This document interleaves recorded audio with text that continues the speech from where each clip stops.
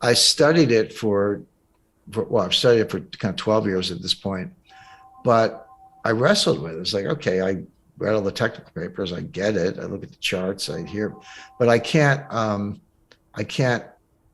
really understand it. Like, what's it all about? Because what's happened is that an ecosystem has been created around, I'll say Bitcoin, but some other cryptocurrencies. And there are exchanges, there are custodians, there are hedge funds that, buy and sell these things. There are analysts, there are charts, there are technicians. The entire ecosystem of Wall Street has been wrapped around Bitcoin with one difference, which is there's nothing there.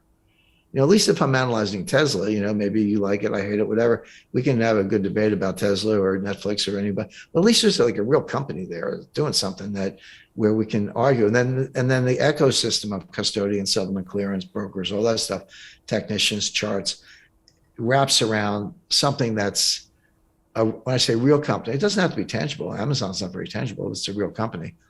But there's like no there. Where's the kernel of the thing?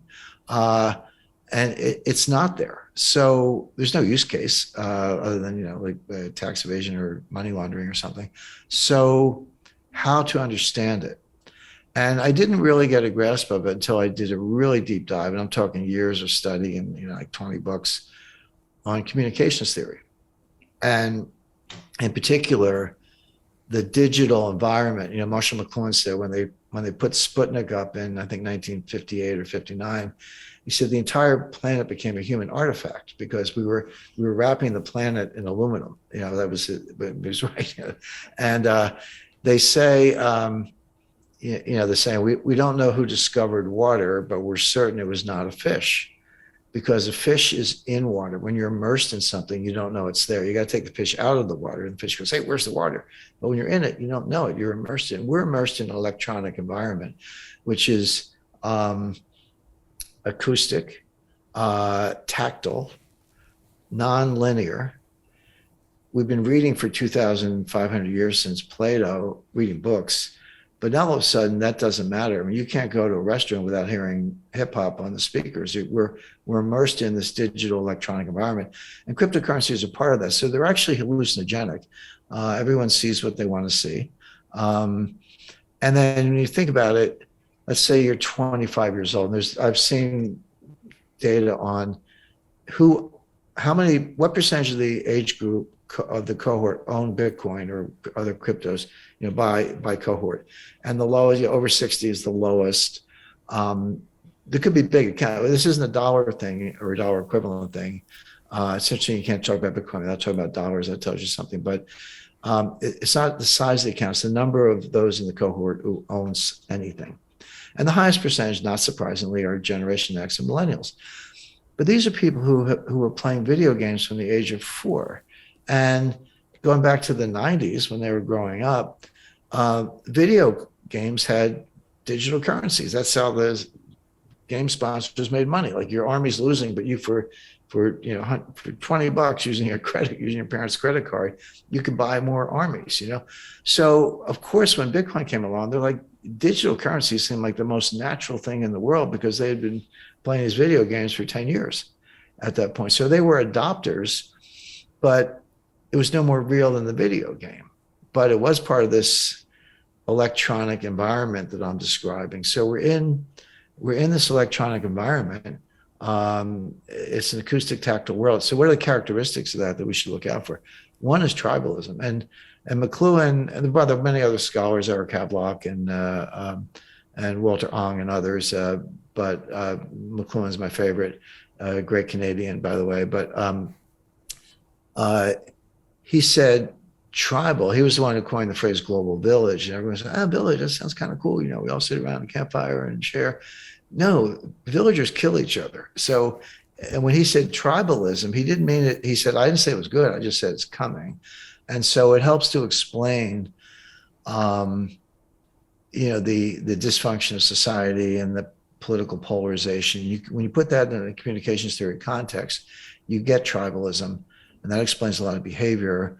And so my take on Bitcoin, it won't replace the dollar, but it may destroy the dollar by destroying by destroying the concept of money. We're into moneyness. We've lost the thread. We don't know what money is anymore.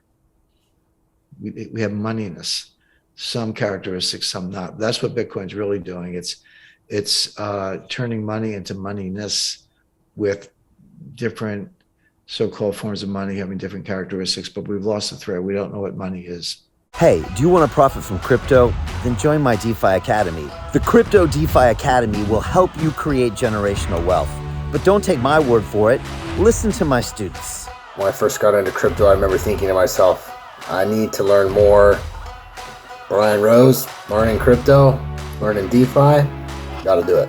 I am so grateful that I jumped in and did this. I had to break through some limiting beliefs that I can do this, that I can afford this, that I can be in this. It challenges the things that are deeply rooted within us. Joining DeFi Academy has been one of the best decisions I have made on my blockchain journey. This course was a life changer, a game changer, a huge eye-opener, coming from knowing practically nothing at the speed of the learning over 4 weeks was just fantastic. The information you provided in this class was invaluable. I feel far more confident in my next steps. You took complex concepts and made them easier to understand. What's different than so many other ones is it just doesn't tell you what to do. It actually makes you do it. This is for people who are serious about becoming traders. This is the way it should be done. I realized from this learning experience again that it is not about what you learn, but about who you learn it from. The energy was insane. I've never experienced such incredible energy on a live call. Brian Rose, you are a legend, my friend. It's the only thing in the market where you can get all information and learn everything what you need to know. Everything is so clear and so well done, and I am just forever grateful for this program. It made me feel so much more confident about crypto than I did before. I did not anticipate how passionate I was going to become about it. It's also been like a big learning experience for me, not just in the crypto space, but just an overall balance of life. What I've learned is, how to take ownership, of my life in a way that I really hadn't before. Yeah, you can't put a price on that, really. I would recommend it to anybody, top notch. Excellence does not come cheap. So if you want excellence, you got to pay for it, but it's so worth it. Pull the trigger. That's what this course is about. You're not going to regret it, really. It's amazing. Thank you, Brian and team. So what are you waiting for? Crypto is happening now. Click the link below, submit your application, and let me mentor you on how to create generational wealth and build the decentralized financial infrastructure of the future.